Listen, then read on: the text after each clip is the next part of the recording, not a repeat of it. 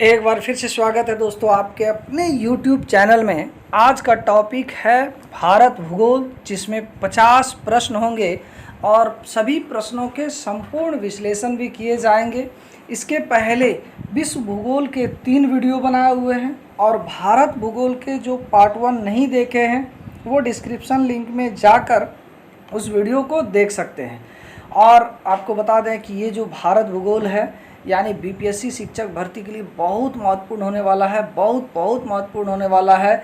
इसीलिए इसको हल्के में ना लें, थोड़ा सा डिटेल और थोड़ा सा विश्लेषण के साथ पढ़ना चाहिए। और कोई भी एग्ज़ाम शॉर्टकट नहीं निकलता है, ये भी आप अपने माइंड में ध्यान में रख कर अपना तैयारी जारी रखें।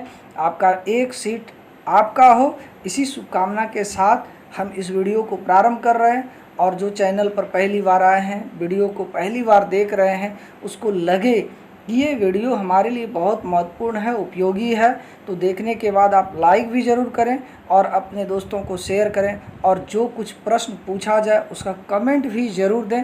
अन्य स्रोतों से जो है उन प्रश्नों के आंसर को ज़रूर खोजें। इससे क्या होगा कि आपको थोड़ा सा सीखने में, जिसको कहते हैं ना लर्निंग बाय डूइंग, आप यदि कुछ करते हैं और करते हुए सीखते हैं तो आपके लिए ये बहुत ज़्यादा सीखने का अवसर भी देता है। तो आइए बिना देरी के हम लोग वीडियो को शुरू करते हैं। पहला प्रश्न है, मालाबार तट स्थित है? ए गुजरात व गोवा के मध्य, बी गोवा व कन्याकुमारी के मध्य, सी मंगलुरु व कन्याकुमारी के मध्य, डी गंगा डेल्टा व कन्याकुमारी के मध्य। इसका सही आंसर है ऑप्शन नंबर बी, गोवा व कन्याकुमारी के मध्य। आपको बता दें ये जो मालाबार तट है ये आपका पश्चिमी घाट है, यानी पश्चिमी घाट को यदि बांटें तो ये गुजरात से लेकर कन्याकुमारी के बीच को कहते हैं हम लोग पश्चिमी घाट। और इस पश्चिमी घाट को 3 भागों में बांटा गया है। गुजरात से गोवा के बीच को कोंकण तट, और गोवा से मंगलुरु के बीच कन्नड़ या केनरा तट, और मंगलुरु से कन्याकुमारी मालाबार तट। तो इस तरह मालाबार तट आपका क्या हो गया, मंगलुरु से कन्याकुमारी, यानी ऑप्शन नंबर सी। इसके अलावे जो आपका पूर्वी तट है, पूर्वी घाट है, उस पूर्वी घाट को भी 3 भागों में बांटा गया है। उत्तर तटीय से लेकर गोदावरी डेल्टा तक, यानी उत्तर तटीय जो बंगाल की खाड़ी है, यानी जो गंगा नदी गिरती है पश्चिम बंगाल में, उस तट को कहते हैं उत्तरी तट। उत्तरी तटीय से गोदावरी डेल्टा के बीच को कहते हैं उत्तरी सरकार, और गोदावरी से कृष्णा डेल्टा के बीच को कहते हैं गोलकुंडा तट, और कृष्णा से कन्याकुमारी तट को कहते हैं कोरोमंडल तट। तो इस तरह से पश्चिमी घाट और पूर्वी घाट के कुछ जो जीके हैं वो आपको पता हो गया। अगला प्रश्न है, नंदा देवी चोटी ऑप्शन ए असम हिमालय का भाग है, बी कुमाऊं हिमालय का भाग है, सी नेपाल हिमालय का भाग है, डी पंजाब हिमालय का भाग है। तो इसका सही आंसर है option number B, Kumaon Himalaya का भाग है नंदा देवी चोटी। अगला प्रश्न है, अंडमान और निकोबार को कौन सा जल क्षेत्र अलग करता है? देखिए अंडमान एक तरफ और निकोबार दूसरे तरफ, तो इसको कौन सा जल क्षेत्र अलग करती है? Option A 11 degree channel, B Mannar की खाड़ी, C 10 degree channel, D Andaman सागर। तो इसका सही आंसर है option number C 10 degree channel. अगला प्रश्न है, भारत के पूर्वी घाट तथा पश्चिमी घाट मिलते हैं? ऑप्शन ए कार्डामम पहाड़ियों पर, यानी जिसको इलायची की पहाड़ी भी कहते हैं, बी अन्नामलाई पहाड़ियों पर, सी नीलगिरी पहाड़ियों पर, डी पालनी पहाड़ियों पर। इसका सही आंसर है ऑप्शन नंबर सी नीलगिरी पहाड़ियों पर। आप देख रहे हैं कि ये नीलगिरी पहाड़ी जो है ये बीच में आ जाती है, और एक तरफ जो पूर्वी घाट है और दूसरे तरफ जो पश्चिमी घाट है, ये दोनों को एक प्रकार से पुल के तरह जोड़ देती है। अगला प्रश्न है, डोडा बेट्टा चोटी निम्नलिखित कौन सी पहाड़ी श्रृंखला में स्थित है? ऑप्शन ए राजमहल पहाड़ी, बी इलायची पहाड़ी, सी नीलगिरी पहाड़ी, डी अन्नामलाई। इसका सही आंसर है ऑप्शन नंबर सी नीलगिरी की पहाड़ी। अब देखिए ये जो नीलगिरी की पहाड़ी है ये तमिलनाडु में स्थित है और इसकी हाइट जो है यानी डोडा बेट्टा की हाइट 2637 मीटर और दक्षिण भारत की ये दूसरी सबसे ऊंची चोटी है। अगला प्रश्न है विश्व की सर्वोच्च पर्वत चोटी है। Option A Nanda Devi, B Kanchenjunga, C Mount Everest, D K2। इसका सही आंसर है option number C Mount Everest. Mount Everest की ऊंचाई जो है 8848 मीटर आपको NCERT में मिलेगा जो पुराना वर्जन है और न्यू एडिशन में इसकी ऊंचाई 8850 मीटर है। तो जब भी ये प्रश्न आए तो अपने स्वविवेक का प्रयोग कीजिएगा, 48 रहेगा तो 50 नहीं रहेगा। इसके अलावे भारत की यदि सर्वोच्च पर्वत चोटी पूछे तब हो जाएगा K2 जिसको कहते हैं गॉडविन आइंस्टीन। लेकिन विश्व की सबसे ऊंची चोटी पूछे तो माउंट एवरेस्ट जो नेपाल में स्थित है और ये हिमालय पर्वत की चोटी है। अगला प्रश्न है अरब सागर तट का महाराष्ट्र में स्थित भाग कहलाता है। अरब सागर तट पूछ रहा है, इसका मतलब ये प्रश्न जो है पश्चिमी घाट से संबंधित है। ऑप्शन ए कोंकण तट, बी सरकार तट, सी मालाबार तट, डी कोरोमंडल तट। अब थोड़ा सा क्वेश्चन नंबर 1 में जो पूरा डिटेल किए थे उसमें ज़रा सा गौर कीजिएगा। ये मुंबई किसके आसपास है ये ज़रा नोटिस करने पर आपको पता चलेगा कि ये मुंबई यानी महाराष्ट्र जो है ये कोंकण तट पर है, इसलिए इसका आंसर है ऑप्शन नंबर ए कोंकण तट। अगला प्रश्न है निम्नांकित दर्रों में से किससे होकर लेह जाने का रास्ता है। जैसा कि पता है कि लेह लद्दाख में स्थित है। तो option A Zojila, B Shipkila, C Chumbi घाटी, डी बनिहाल। इसका सही आंसर है ऑप्शन नंबर ए जोजिला। अगला प्रश्न है रांची, हजारीबाग तथा गया जिले किस पठार के अंतर्गत आते हैं। ऑप्शन ए मालवा का पठार, बी छोटा नागपुर का पठार, सी अरावली का पठार, डी दक्कन का पठार। तो इसका सही आंसर है ऑप्शन नंबर बी छोटा नागपुर का पठार। छोटा नागपुर का जो पठार है ये खनिज संपदा में सबसे अधिक यानी भारत में सबसे अधिक मात्रा में इसी पठार में पाई जाती है खनिज संपदा। तो इसलिए छोटा नागपुर के पठार को भारत का रूर प्रदेश भी कहा जाता है। अगला प्रश्न है भारत का सर्वोच्च शिखर K2 हिमालय की किस श्रेणी में स्थित है। देखिए भारत का जो सर्वोच्च शिखर है K2 जिसको गॉडविन आइंस्टीन भी कहते हैं ये भारत का सबसे ऊंची चोटी है और इसकी ऊंचाई 8611 मीटर है। तो कह रहा है कि ये हिमालय के किस श्रेणी में स्थित है। तो ऑप्शन है ए काराकोरम, बी कुमाऊं हिमालय, सी पीर पंजाल, डी जास्कर। तो इसका सही आंसर है ऑप्शन नंबर ए काराकोरम। अगला प्रश्न है हिमालय के पाद प्रदेश के रूप में किसे जाना जाता है।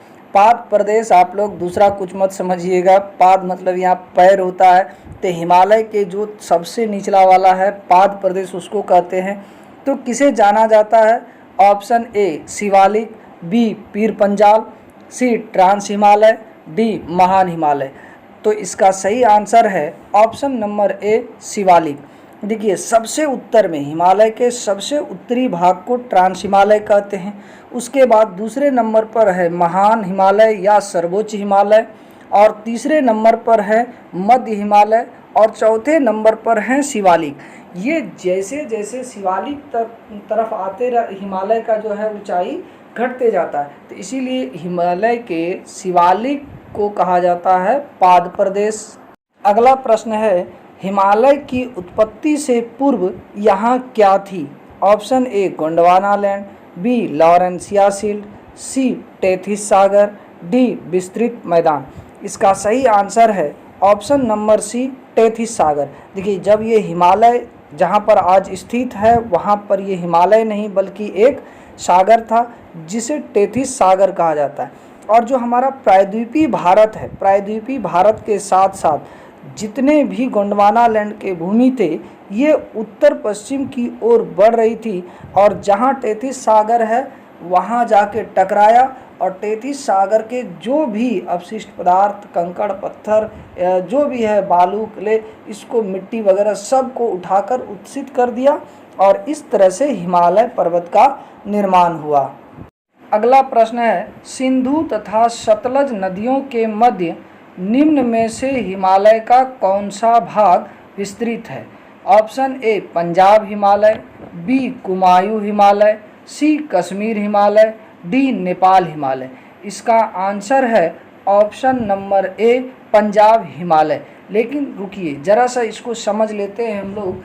हिमालय को उत्तर से दक्षिण में 4 भाग में बांटा गया, जिसको कहा गया ट्रांस हिमालय, सर्वोच्च हिमालय, मध्य हिमालय और शिवालिक। उसी तरह हिमालय को पूरब से पश्चिम या पश्चिम से पूरब की ओर, पश्चिम से पूरब की ओर भी 4 भागों में बांटा गया है। ये 4 भाग जो है शुरू में है सिंधु और सतलज नदी के बीच में पंजाब हिमालय है जिसकी लंबाई 560 किलोमीटर है और सतलज से काली नदी के बीच में कुमाऊं हिमालय है जो 320 किलोमीटर है। काली और तीस्ता नदी के बीच में नेपाल हिमालय कहलाता है जिसकी लंबाई 800 किलोमीटर है। तीस्ता और दिहांग नदी के बीच असम हिमालय कहलाती है जो 720 किलोमीटर है। अगला प्रश्न है, पूर्वी घाट का सर्वोच्च शिखर है? Option A Mahendragiri, B Udayagiri, C Nallamala, D Gandhamardan. इसका सही आंसर है ऑप्शन नंबर ए महेंद्रगिरी। ये महेंद्रगिरी जो है उड़ीसा में है और ये महेंद्रगिरी चोटी की ऊंचाई 1501 मीटर है जो पूर्वी घाट की सर्वोच्च शिखर है। अगला प्रश्न है, मृदा का सर्वाधिक व्यापक और उपजाऊ प्रकार कौन सा है? ऑप्शन ए जलोढ़ मृदा, बी काली मृदा, सी लेटेराइट मृदा, डी लाल मृदा। इसका सही आंसर है ऑप्शन नंबर ए जलोढ़ मृदा। यह भारत में पाई जाने वाली सबसे अधिक जलोढ़ मृदा ही है और ये लगभग जो है 22% भागों पर जलोढ़ मृदा पाई जाती है और उपजाऊ के दृष्टिकोण से ये सर्वाधिक पैदावार करने वाली मिट्टी भी है। ये मुख्य रूप से जो है गंगा, यमुना, सिंधु और ब्रह्मपुत्र के मैदानों में, एक तरह से कहें कि उत्तर भारत के विशाल मैदानों में सबसे अधिक जलोढ़ मृदा ही पाई जाती है। इसके अलावे जो पूर्वी घाट के मैदान हैं, पश्चिमी घाट के मैदान हैं, इन क्षेत्रों में भी जलोढ़ मृदा पाई जाती है। अगला प्रश्न है, किस मृदा को रेगूर मृदा भी कहा जाता है? ऑप्शन ए लवण मृदा, बी शुष्क मृदा, सी काली मृदा, डी लेटेराइट मृदा। इसका सही आंसर है ऑप्शन नंबर सी काली मृदा। भारत में काली मृदा मुख्य रूप से 3 राज्यों में सर्वाधिक पाई जाती है, गुजरात, महाराष्ट्र और मध्य प्रदेश। इसके अलावे काली मिट्टी में सबसे अधिक कपास की खेती होती है, इसलिए इस काली मृदा को रेगूर मृदा के साथ साथ कपासी मृदा भी कहा जाता है। अगला प्रश्न है, इनमें से कौन सा कारक मृदा निर्माण का जैविक कारक है? देखिए, मृदा निर्माण का कोई भी कारक हो सकता है, लेकिन आपका सवाल क्या पूछा हुआ है? जैविक कारक है। ऑप्शन ए मूल पदार्थ, बी स्थलाकृति, सी वनस्पति, डी विकास की अवधि। इसका सही आंसर है ऑप्शन नंबर सी जो है यानी वनस्पति जो है जैविक कारक है मृदा निर्माण का। और चट्टानों से जो मिट्टी बनता है, चट्टानों से मिट्टी बनने की प्रक्रिया को अपक्षय की क्रिया कहा जाता है। अगला प्रश्न है, निम्न में से भारत की किस मिट्टी में बागानी कृषि फसलों का उत्पादन सर्वाधिक होता है? ऑप्शन ए पर्वतीय मिट्टी, बी काली मिट्टी, सी लेटेराइट मिट्टी, डी जलोढ़ मिट्टी। देखिए, यहाँ बागानी कृषि की बात हो रही है। बागानी कृषि में क्या हो गया? चाय हो गया, कहवा हो गया, रबड़ हो गया, ये सब क्या है, बागानी कृषि है। तो बागानी कृषि के लिए सबसे उपयुक्त मिट्टी पर्वतीय मिट्टी होती है। तो इसलिए इसका सही आंसर है ऑप्शन नंबर ए, पर्वतीय मिट्टी। अगला प्रश्न है, गंगा सिंधु मैदान में कौन सी मिट्टी आम तौर पर मिलती है? ऑप्शन ए लेटेराइट मिट्टी, बी जलोढ़ मिट्टी, सी लाल मिट्टी, डी रेगुड़ मिट्टी। इसका सही आंसर है ऑप्शन नंबर बी, जलोढ़ मिट्टी। अगला प्रश्न है, दक्कन पठार पर किस मिट्टी का विस्तार सर्वाधिक है? ऑप्शन ए लेटेराइट मिट्टी, बी काली मिट्टी, सी लाल मिट्टी, डी जलोढ़ मिट्टी। इसका सही आंसर है ऑप्शन नंबर बी, काली मिट्टी। देखिए, दक्कन का पठार का जो पश्चिमी हिस्सा है यानी पूर्वी घाट के तरफ वाला हिस्सा है, उस दक्कन का पठार का निर्माण बैसाल्ट चट्टानों से हुआ है और उसी बैसाल्ट चट्टानों से काली मिट्टी का निर्माण हुआ। इसलिए दक्कन पठार पर सबसे अधिक जो है काली मिट्टी पाई जाती है। और 3 राज्य गुजरात, महाराष्ट्र और महाराष्ट्र भी दक्कन पठार यानी काली मिट्टी वहाँ पर पाई जाती है। अगला प्रश्न है, जलोढ़ मिट्टी का सर्वाधिक निक्षेपण किसके द्वारा होता है? ऑप्शन ए नदी, बी वायु, सी हिमानी, डी सागरीय लहरें। तो इसका सही आंसर है ऑप्शन नंबर ए, नदी। यानी जलोढ़ मिट्टी का जो है निक्षेपण सबसे अधिक नदियों द्वारा लाए गए अवसाद को मैदानी इलाकों में छोड़ देना, यानी वही हो गया निक्षेपण, और उसी के वजह से जलोढ़ मिट्टी का निर्माण होता है। अगला प्रश्न है, मृदा परिच्छेदिका यानी सॉइल प्रोफाइल में कितनी परतें मिलती है? Option A 2, B 3, C 4, D 5। इसका सही आंसर है ऑप्शन नंबर सी, 4, यानी इसमें 4 परतें पाई जाती है। अगला प्रश्न है, निम्नांकित में से किस मिट्टी में जुताई करना कठिन होता है?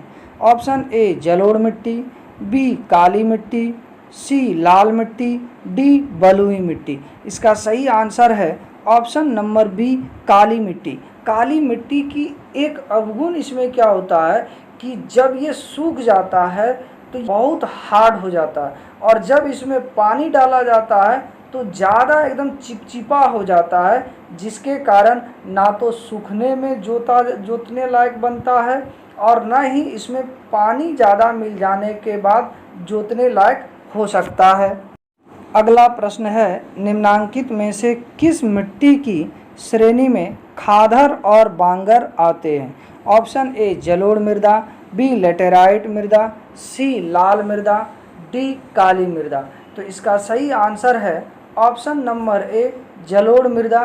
देखिए, जलोढ़ मृदा 2 प्रकार के होते हैं, एक खादर जो नई जलोढ़ मिट्टी होती है, और बांगर जो पुरानी जलोढ़ मिट्टी होती है। जब नदियों में बाढ़ आता है किसी साल बहुत ज़्यादा भयंकर और दूर तक के क्षेत्रों में पानी फैलता है, तो वो अपने साथ जो है कुछ अवसाद वगैरह छोड़ देता है। तो जब वो अब दूसरे साल बाढ़ वहाँ तक नहीं पहुँचता है, तीसरे साल भी नहीं पहुँचता है, तो उस क्षेत्र का मिट्टी पुरानी जलोढ़ मिट्टी हो जाती है, जिसको बांगर कहते हैं। और जिस क्षेत्र में सालों साल बाढ़ का पानी चढ़ता है तो वहाँ मिट्टी रोज यानी हर बार जो है नई होती जाती है, इसीलिए इसको कहा जाता है खादर जलोढ़ मृदा। अगला प्रश्न है, निम्नांकित यामियोत्तर में कौन सा भारत का मानक यामियोत्तर है, जिसको भारत का मानक समय रेखा भी कहते हैं? देखिए, ये पूछ रहा है कौन सा भारत का मानक यामियोत्तर रेखा यानी भारत का मानक समय रेखा है। ऑप्शन ए 60 डिग्री 30 मिनट पूर्व, 82 डिग्री 30 मिनट पूर्व, 90 डिग्री 30 मिनट पूर्व, 75 डिग्री 30 मिनट पूर्व। ये तो आप लोग बहुत लोग ऑप्शन देखते देखते बोलते होंगे कि ये तो गलत है सर, इसमें तो कोई 82.5 डिग्री है ही नहीं। तो आपको जानकारी के लिए बता दूं कि जिस तरह आधा घंटा में 30 मिनट होता है, लेकिन 1 रुपया में 100 पैसे होते हैं, यानी आधा रुपया में 50 पैसा, लेकिन यहाँ पर 1 डिग्री में 60 मिनट होता है, तो आधा डिग्री में आपका 30 मिनट ही होगा। तो अब आपका क्या हो जाएगा, 82 डिग्री 30 मिनट पूर्व को ही कहेंगे हम लोग 82.5 डिग्री पूर्व। तो इसका सही आंसर है option number B, 82 degree 30 minute. अगला प्रश्न है, भारत की मुख्य भूमि का अक्षांशीय विस्तार है।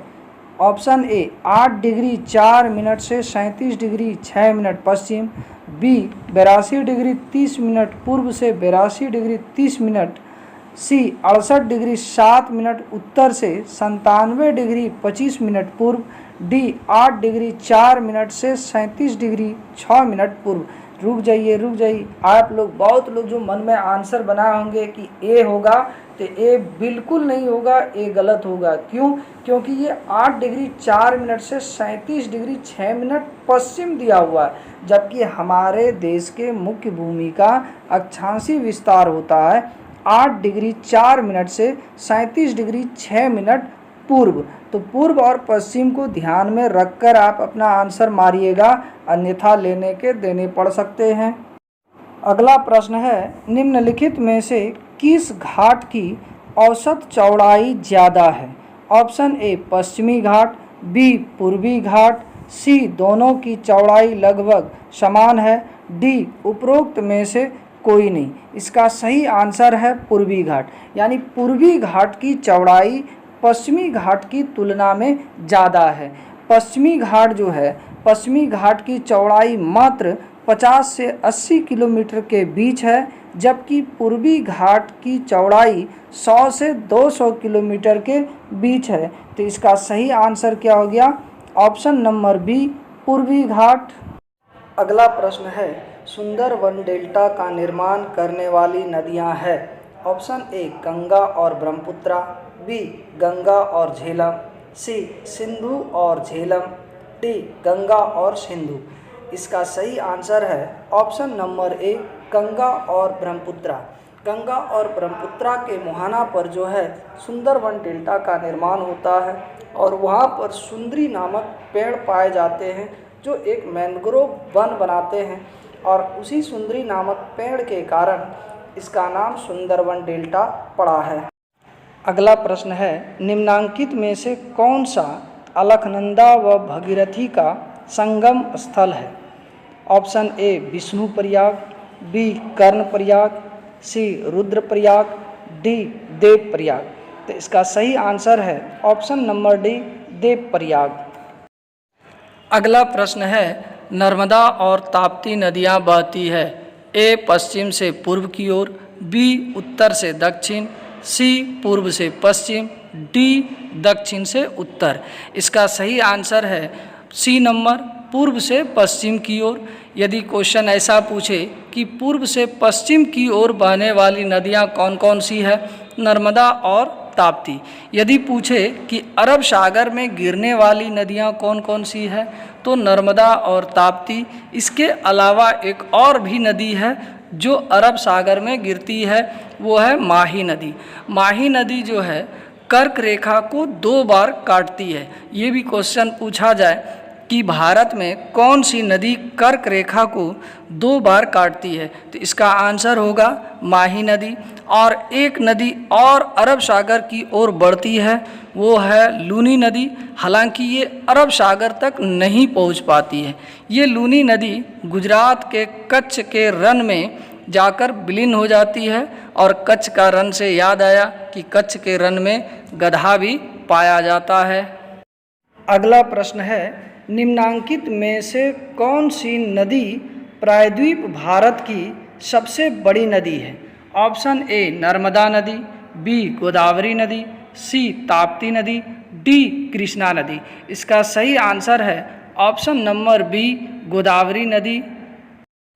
अगला प्रश्न है, तिब्बत में ब्रह्मपुत्र नदी को किस नाम से जाना जाता है?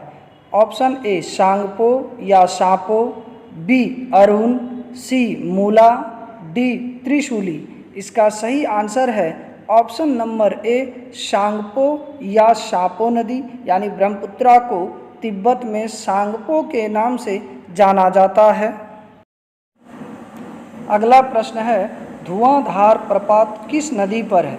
ऑप्शन ए नर्मदा नदी पर, बी गोदावरी नदी पर, सी कृष्णा नदी पर, डी ताप्ती नदी पर। इसका सही आंसर है ऑप्शन नंबर ए नर्मदा नदी पर, यानी धुआंधार जो जलप्रपात है ये नर्मदा नदी पर पाया जाता है।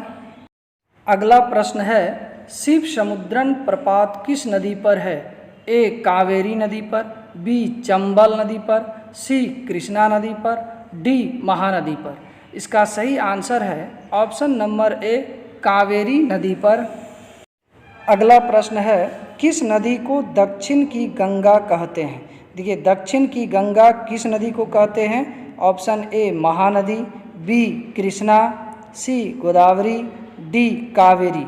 इसका सही आंसर है ऑप्शन नंबर सी गोदावरी नदी, यानी गोदावरी नदी को दक्षिण की गंगा कहते हैं। अगला प्रश्न है जाड़े के आरंभ में तमिलनाडु के तटीय प्रदेशों में वर्षा किस कारण होती है?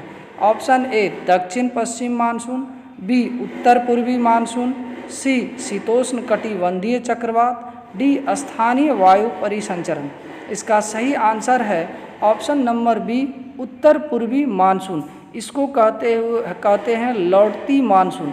अब यहाँ पर यदि उत्तर पूर्वी मानसून ऑप्शन में नहीं रहे, लौटती मानसून रहे तो उससे होगा। जैसे कि पता है कि हमारे देश में दक्षिण पश्चिम मानसून के कारण जो है हमारे देश में वर्षा होती है, और जब यही मानसून लौटना होता है तो ये हो जाता है उत्तर पूर्वी मानसून।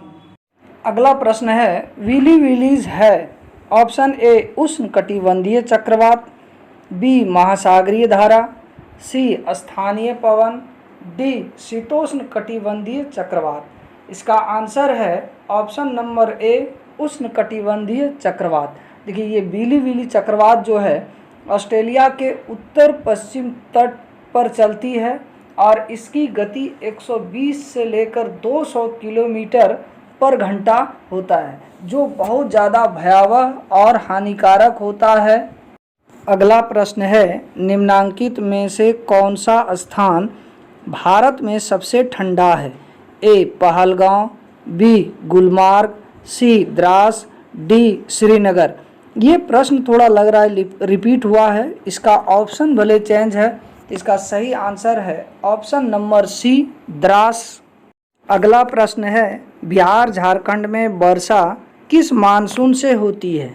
ऑप्शन ए उत्तर पूर्वी मानसून, बी दक्षिण पश्चिम मानसून, सी नॉर्वेस्टर, डी इनमें से कोई नहीं। इसका सही आंसर है ऑप्शन नंबर बी दक्षिण पश्चिम मानसून। ये दक्षिण पश्चिम मानसून जो है ये अरब सागर के तट से उठती है और ये हमारे देश में प्रवेश करती है, और सबसे पहले मानसून केरल के तट पर पहुंचता है। अगला प्रश्न है चंदन वन किस तरह के वन के उदाहरण हैं? ऑप्शन ए डेल्टाई वन, बी कांटेदार वन, सी सदाबहार वन, डी पर्णपाती वन। इसका सही आंसर है ऑप्शन नंबर डी पर्णपाती वन। आप लोग पुष्पा पिक्चर जरूर देखे होंगे और इसी में जो है लाल चंदन की बात की गई है। तो ये पर्णपाती वन क्या होता है कि ये साल में एक फिक्स मौसम में अपने सारे पत्ते को झाड़ देती है, फिर दूसरे साल भी इसी तरह, यानी प्रत्येक साल अपने पत्ते को एक बार अवश्य झाड़ती है, जिसे कहते हैं पर्णपाती वन। अगला प्रश्न है वन नीति के अनुसार वर्तमान में निम्नलिखित में से कितना प्रतिशत क्षेत्र वनों के अधीन होना चाहिए? यानी ये जो है एक नीति बनाया गया है पूरे विश्व के तरफ से, और उसमें ये तय किया गया कि जो भी देश है प्रत्येक देश के पास अपना एक फिक्स प्रतिशत वन होना चाहिए। ये फिक्स प्रतिशत कितना है?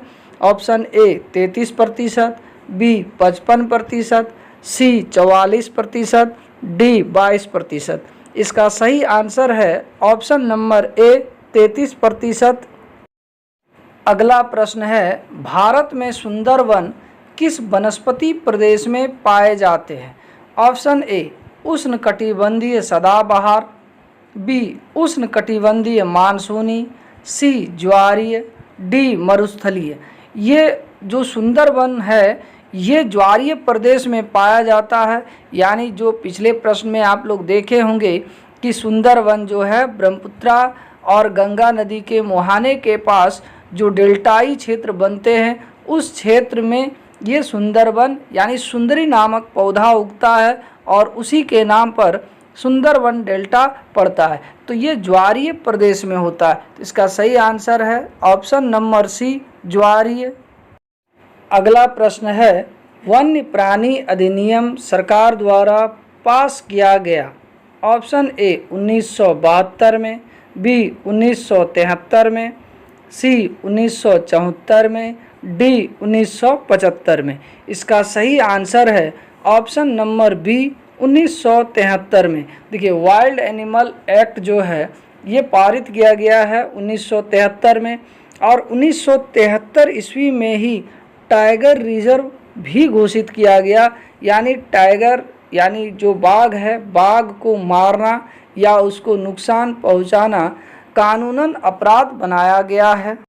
अगला प्रश्न है, इनमें से किस नदी में माजुली द्वीप स्थित है। Option A Ganga, B Godavari, C Brahmaputra, D Sindhu.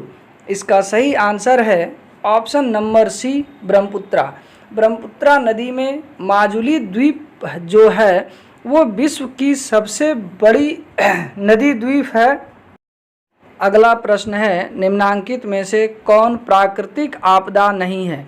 Option A tsunami, B भूकंप, सी भूस्खलन, डी परमाणु।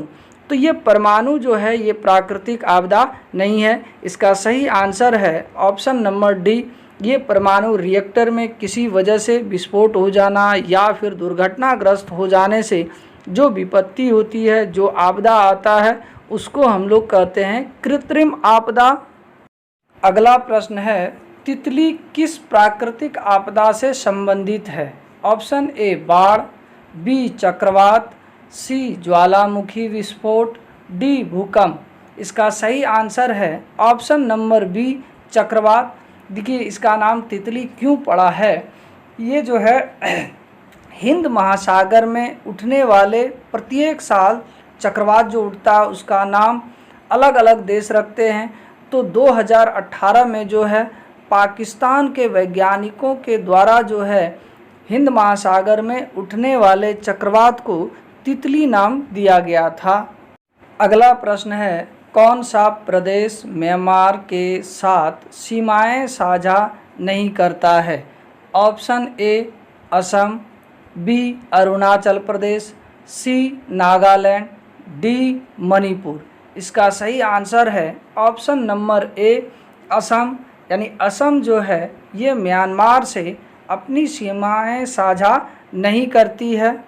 आप मैप में देख रहे होंगे कि ये म्यांमार से लगने वाले राज्य हैं अरुणाचल प्रदेश, नागालैंड, मणिपुर और मिजोरम। अगला प्रश्न है, उत्तर भारत के विशाल मैदान गंगा के मैदान और दक्कन पठार के बीच किस पर्वत श्रृंखला द्वारा विभाजन किया जाता है। ए अरावली, बी विंध्य, सी सतपुड़ा, डी अजंता। इसका सही आंसर है ऑप्शन नंबर बी विंध्य। आप देख रहे होंगे कि ये गंगा का मैदान और दक्कन के पठार को अलग करती है विंध्य की पहाड़ी, और इसी विंध्य के उत्तर में नर्मदा नदी बहती है और दक्षिण में ताप्ती नदी बहती है। अगला प्रश्न है, टिहरी बांध का मुख्य स्रोत कौन सी नदी है। Option A Alaknanda, B Bhagirathi, C Gandak और डी घग्गर। इसका सही आंसर है ऑप्शन नंबर ए अलकनंदा।